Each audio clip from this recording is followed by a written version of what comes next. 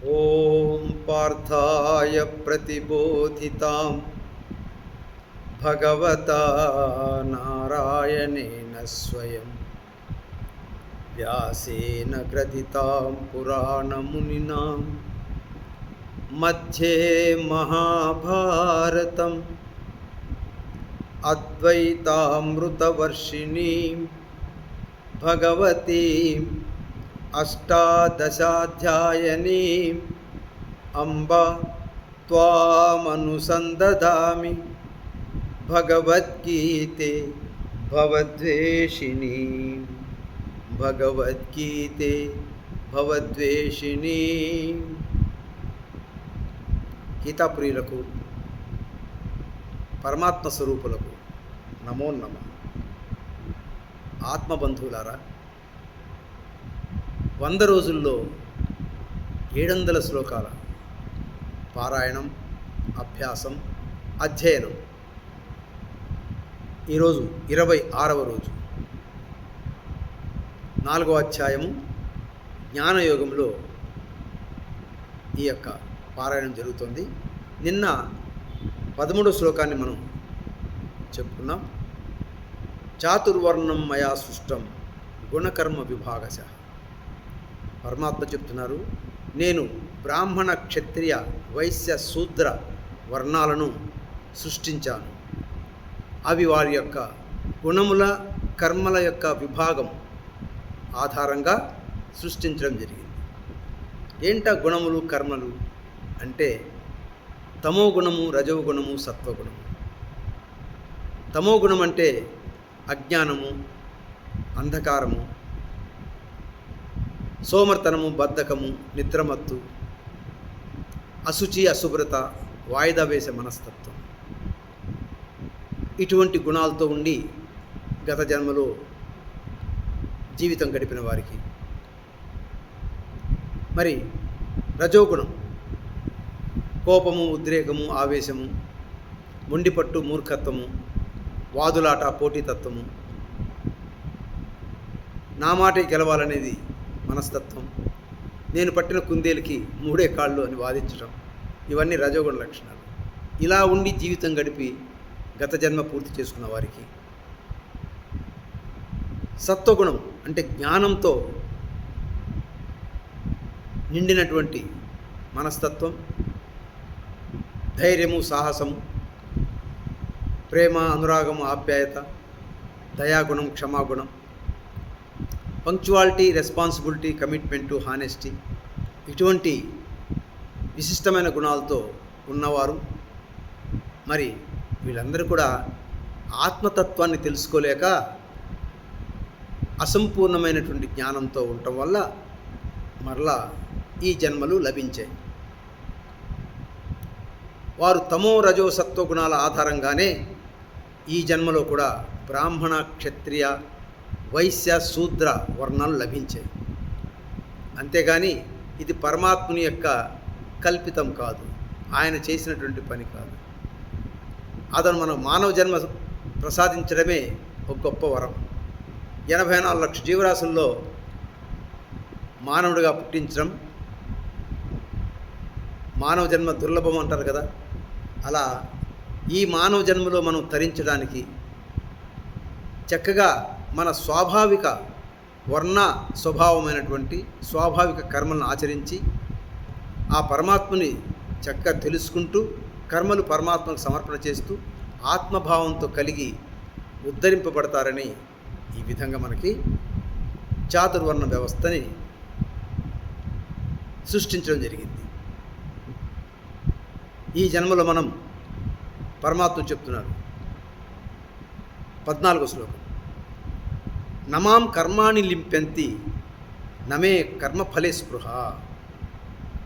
నాకు కర్మఫలాల మీద స్పృహే లేదు, ఆశ, ఆసక్తి, ఆపేక్ష లేదు. అందువల్ల నాకు కర్మలు అంటవు, కర్మలు నన్ను బంధించే శక్తి ఉండదు. అలాగే ఇత్మాం యోభిజానాతి కర్మభిర్నస బధ్యతే. ఈ విషయం మీరు బాగా అర్థం చేసుకొని నా అంశ కలవారై కర్మల పట్ల కర్మ ఫలాల పట్ల ఆసక్తి లేక మరి కర్మలను కర్తవ్యంగా భావిస్తూ చేస్తూ మీరు కూడా కర్మల చేత బంధింపబడకుండా జీవితం గడపండి అని పరమాత్మ ఈ శ్లోకం చక్కగా చెప్తున్నారు. మరి ఇలాంటి నిష్కామ కర్మయోగం, కర్మఫలాల మీద ఆశ లేదంటే అది నిష్కామ కర్మయోగమే. కర్మఫలాలను పరమాత్మకు సమర్పణ చేస్తూ పూర్వీకులు సృష్ట్యాది నుంచి మోక్షాన్ని, ఆత్మజ్ఞానాన్ని కోరుకునే మహానుభావులు ఇదే పద్ధతిని అనుసరించి చరిత్రలో చక్కగా మహాత్ములయ్యారు. వారు మోక్షాన్ని పొందారు. అలాగే మీరు కూడా వారి బాటను నడిచి చక్కగా ఈ జీవితాన్ని సార్థకం చేసుకోండి అని పరమాత్మ ఏవం జ్ఞాత్వా కృతం కర్మ పూర్వైరపి ముముక్షుతం కురు కర్మైవ తస్మాత్వం పూర్వతరం కృతం అని చెప్తూ మన కర్మ గురించి, అకర్మ గురించి కొద్దిగా జ్ఞానాన్ని తెలుసుకోండి. ఏది కర్మ, ఏది అకర్మ, దీని పట్ల చక్కటి అవగాహన కలిగి మరి అశుభమైనటువంటి భవసాగరం నుండి ముక్తిని పొందండి, విముక్తిని పొందండి అని చెప్పి కిం కర్మ కిమకర్మేతి కవయోప్యత్రమోహితాః. పండితులు కూడా ఈ కర్మ అకర్మల మధ్య తికమక పడుతూ సరిగ్గా అర్థం చేసుకోలేకుండా ఉన్నారు. దాని గురించి నేను వివరణగా చెప్తాను అర్జున, చక్కగా విని ఈ భవరోగం నుండి బయటపడండి అని చెప్తూ, ఎందుకంటే కర్మణ ఏవహి మనుష్యానాం మోక్షం బంధం, మనుష్యానాం బంధించేవే, మోక్షాన్ని నడిపించేవే. అందుకని కర్మ సిద్ధాంతాన్ని చక్కగా తెలుసుకోమని పరమాత్మ చెప్తూ, కర్మణో హ్యపి బోద్ధవ్యం బోద్ధవ్యం చ వికర్మణః అకర్మణశ్చ బోద్ధవ్యం గహన కర్మణో గతి. ఈ కర్మ తత్వం ఉందే చాలా నిగూఢమైనది. అది గ్రహించడానికి చాలా కష్టమైంది కూడా. అందుకని ముందుగా కర్మల గురించి, కర్మ ఫలాల గురించి తెలుసుకోవడం అవసరమే. అదేవిధంగా వికర్మల గురించి, అంటే చెడు కర్మల గురించి, చెడు కర్మల ఫలితాల గురించి తెలుసుకోవడం కూడా అవసరమే. అసలు కర్మే చేయకపోవడం గురించి, ఆ కర్మలు చేయకపోవడం వల్ల వచ్చే చెడు ఫలితాల గురించి కూడా చక్కగా తెలుసుకోవాలి. ఎందుకంటే ఈ కర్మల తత్వము చాలా నిగూఢమైనది అని చెప్తూ పరమాత్మ ఆ కర్మల యొక్క చెప్తుంది. అంటే విహిత కర్మలంటే 10 మందికి ఉపయోగపడేవి, నీకు శ్రేయస్కరమే, సమాజానికి కూడా శ్రేయస్కరమే. దాంతోపాటుగా నిన్ను భవబంధం నుంచి విముక్తిని చేసి మోక్షం వైపు దారిని చూపిస్తాయి. మోక్షం వైపు దారి చూపించేవే విహిత కర్మలు, మోక్షం నుంచి దారి మళ్లించేవే వికర్మలు, అంటే చెడు కర్మలు. శాస్త్రంలో నిషిద్ధమైనవి ఇటువంటి కర్మలు నీకు భవబంధ హేతువులు అని చెప్తూ, మరి అలసత్వ స్వభావమైన తూష్ణీం ఈ అకర్మ స్వరూపాన్ని కూడా గురించి చక్కగా తెలుసుకోవాలి అని చెప్పి, మరి కర్మలు, వికర్మలు, అకర్మలు, కర్మలో అకర్మ, అకర్మలో కర్మ, వీటి గురించి కూడా తెలుసుకుందాం. దానికి 18వ శ్లోకం. కర్మణ్యకర్మ యః పశ్యేత్ అకర్మణి చ కర్మ యః స బుద్ధిమాన్ మనుష్యేషు సయుక్త కృష్ణకర్మకృత్. అర్జున, కర్మలో అకర్మని చూచేవాడు, అకర్మలో కర్మను చూచేవాడు, అటువంటి మహాజ్ఞానాన్ని పొందినటువంటి వాడు మహాత్ముడే. ఇక్కడ కొద్ది వివరణ చూస్తున్నాం. అసలు కర్మ అంటే మన శరీరము, ఇంద్రియములు, జ్ఞానేంద్రియములు, మనస్సు, బుద్ధి అన్నీ ఈ కర్మ వ్యాపారంలో చేస్తూ ఉంటాయి. అయితే కొందరు ఈ శరీరేంద్రియాలతో తాధ్యాత్మ్యం చెంది ప్రాపంచిక విషయాల పట్ల ఆసక్తి, ఆపేక్ష కలిగి వాటినే తానే అహంకర్తగా, అహంభోక్తగా భావిస్తూ కర్తృత్వాన్ని ఆపాదించుకొని కర్మబంధాల్లో ఇరుక్కుంటాడు. జ్ఞాని అంటే ఆత్మజ్ఞాని అలా కాక కర్మలన్నీ కూడా ఆత్మ సమక్షంలోనే జరుగుతున్నాయి, నేను అకర్తనే అని కర్మఫలాలను పరమాత్మకు సమర్పిస్తూ అటువంటి జ్ఞానం కలిగిన కర్మలను కర్మలో అకర్మ అని అంటారు. ఇది మోక్షం వైపు దారి చూపిస్తుంది. ఇక అకర్మలో కర్మకు ఉదాహరణ ఏంటంటే, ఈ శరీరంలో ఉన్నటువంటి జ్ఞానేంద్రియాలను, కర్మేంద్రియాలను, మనస్సును, బుద్ధిని పని చేయించక ప్రాపంచిక విషయాల పట్ల వెంపర్లాడుతూ అవే మనసులో ఆలోచించుకుంటూ పథకాల మీద పథకాలు వేసుకుంటూ తన స్వార్థం కోసం ఆలోచించే వ్యక్తి అది కర్మబంధము. అది కర్మ ఏమి చేయట్లా, కానీ అంతరంగంలో మాత్రము పథకాల మీద పథకాలు వేస్తూ ఆలోచిస్తున్నాడు కాబట్టి అకర్మలో కర్మ. ఇవి స్వార్థం కోసం చేస్తున్నాడు కాబట్టి అది బంధహేతువు. ఇదే అకర్మలో కర్మ. ఇంకో ఎగ్జాంపుల్ చెప్పుకోవాలంటే, ఒక కళా తపస్వి ఈ సామాజిక శ్రేయస్సు కోసం, ఒక వ్యక్తి ఉద్ధరణ కోసం ఒక గేయము, ఒక కవిత్వము, ఒక కావ్యము తన మనసులో తయారు చేసుకుంటే అది కూడా అకర్మలో కర్మ. తన శరీర మనోబుద్ధులను ఉపయోగించడంలో అంతరంగంలో ఈ గేయాన్ని, కావ్యాన్ని తయారు చేసుకుంటున్నాడు కాబట్టి అకర్మలో కర్మ. ఇది ఉత్తమ కర్మ. ఇంకొక ఉదాహరణతో ఏంటంటే, ఒక మహానుభావుడు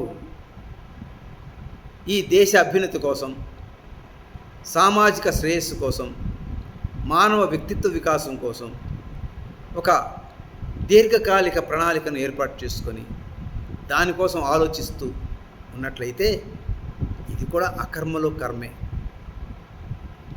ఈ శరీరేంద్రియాలు, మనోబుద్ధులు ఏం పనిచేయట్లా, కానీ ఒక మంచి కోసము తన ఆలోచన చేస్తున్నాడు కాబట్టి అకర్మలో కర్మ.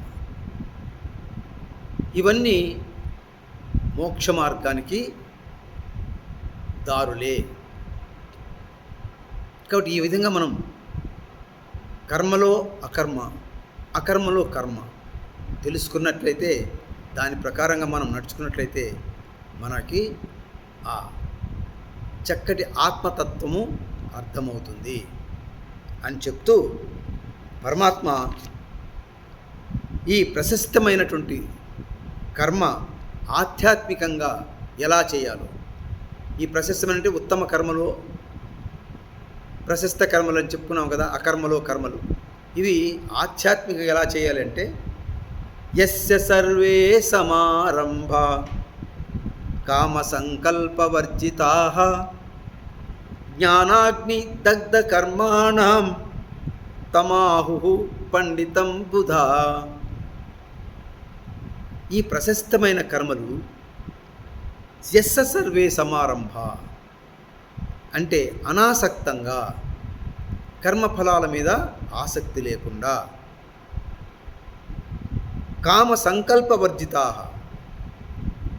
నేను నాదనే కర్తృత్వ భావన వదిలి ఆత్మ సమక్షంలోనే కర్మ జరుగుతున్నదని దివ్య భావనతో ఎవరైతే కర్మలు చేస్తారో, అంతేకాకుండా ఆత్మజ్ఞానాన్ని పొంది ఆ ఆత్మజ్ఞానం ద్వారా సర్వ కర్మలను దగ్ధం చేసుకున్నవాడై అటువంటి మహానుభావుడిని పండితుడు అని పిలుస్తారు. కాబట్టి ఈ యొక్క నిష్కామ కర్మయోగంలో కర్మలను ఆచరించి ఆత్మజ్ఞానంతో పరిపుష్టింగా నిండి కర్మలన్నీ దగ్ధం చేసుకుంటూ మనం కర్మలు చేయాలి. దీనన్నిటికీ ముఖ్యమైన మాట ఏంటంటే దేహభావాన్ని వదిలి ఆత్మభావంతో మెలగటమే. మరి ఇంకా పరమాత్మ ఆ యొక్క కర్మలో అకర్మని చూడటం ఎప్పుడు సాధ్యపడుతుందో ఇంకో శ్లోకం చెప్తున్నారు. ఏమనంటే త్యక్త్వా కర్మఫల సంగం, త్యక్త్వా కర్మఫల సమస్త కర్మఫలాలను త్యజించి ఏమాత్రం వాటి మీద ఆసక్తి లేకుండా అనాసక్తంగా, అంటే ఆత్మ సమక్షంలోనే కర్మ జరుగుతుందని, నేను పరమాత్మకు నిమిత్తమాత్రుడనని, నేను పరమాత్మకు పనిముట్టునని అని భావిస్తూ కర్మలు చేయటం, ఆ ఆత్మతృప్తితో నిండుగా సంతుష్టుడై ఉండడం, ఆత్మతృప్తితో. అదేవిధంగా నిరాశ్రయుడై, అంటే ప్రపంచంలో ఎవరిని ఆశ్రయించకుండా ఆ పరమాత్మనే ఆశ్రయించడం, దేనికి అర్థించడం లేదు, పరమాత్మనే అర్థించడం.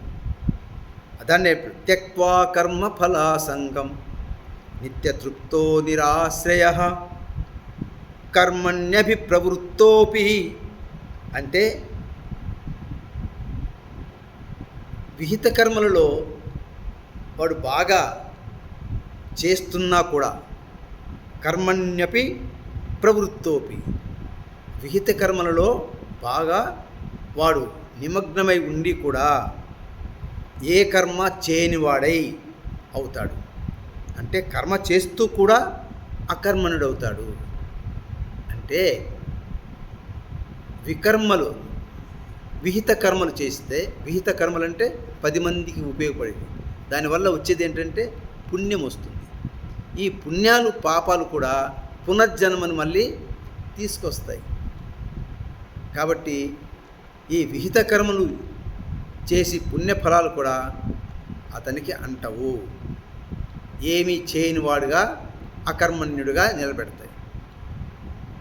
దానివల్ల అతనికి పరమాత్మ ప్రాప్తి సులభంగా లభిస్తుంది, ఆత్మజ్ఞాని అవుతాడు, అకర్మణుడే అవుతాడు. ఓం తత్సత్. సర్వే జనా సుఖినో భవంతు, సర్వే సన్మంగళాని సంతు. కాబట్టి కర్మల యొక్క ఇంకో విషయం చక్కగా తెలుసుకోవాలి. ఈ యొక్క పరమాత్మ ప్రశస్తమైనటువంటి ఆధ్యాత్మిక కర్మలని ఎలా చెయ్యాలి అంటే, మనం ఇందాక చెప్పుకున్నాం శ్లోకం, యస్య సర్వే సమారంభాని. కర్మ చేసే ముందే ఇది ఆత్మన అనాత్మన అనే వివేక జ్ఞానం ఉండాలి. అదేవిధంగా ఇది విహిత కర్మనా అహిత కర్మనా అనే కర్మ జ్ఞానం ఉండాలి. తర్వాత కర్మలు కర్మ ఫలాలను పరమాత్మకు సమర్పణ చేస్తూ ఉండాలి. మనం చేసేది సకామ కర్మనా నిష్కామ కర్మనా అనే తేడా తెలిసి ఉండాలి. మనం సమత్వ బుద్ధి యోగం నుండి చేస్తామా, లేదంటే అసమాన బుద్ధితో చేస్తున్నామా? ఏమండి, ఇవి గన మనం గమనించి కర్మలు చేసినట్లయితే అది చక్కటి వాసనలను, మన యొక్క గత జన్మ వాసనలను నిశ్శేషం చేసుకున్న వాళ్ళం అవుతాం. మళ్ళీ పునర్జన్మ లేకుండా చేసుకుంటాం అని కృష్ణ పరమాత్ముడు ఇక్కడ చక్కగా వివరిస్తూ, ఆధ్యాత్మికంగా ఎదగాలంటే మనం ఇటువంటి నియమాలు, కర్మలో సూక్ష్మత్వాలు తెలుసుకొని మెరగాలని తెలియజేస్తూ, ఓం తత్సత్. సర్వే జనా సుఖినో భవంతు, సర్వే సన్మంగళాని సంతు. ఓం తత్సదితి శ్రీమద్భగవద్గీతాసు ఉపనిషత్సు బ్రహ్మ విద్యాయాం యోగశాస్త్రే శ్రీకృష్ణార్జున సంవాదే జ్ఞానయోగో నామ చతుర్థోధ్యాయ. హరి ఓం. ఓం తత్సత్.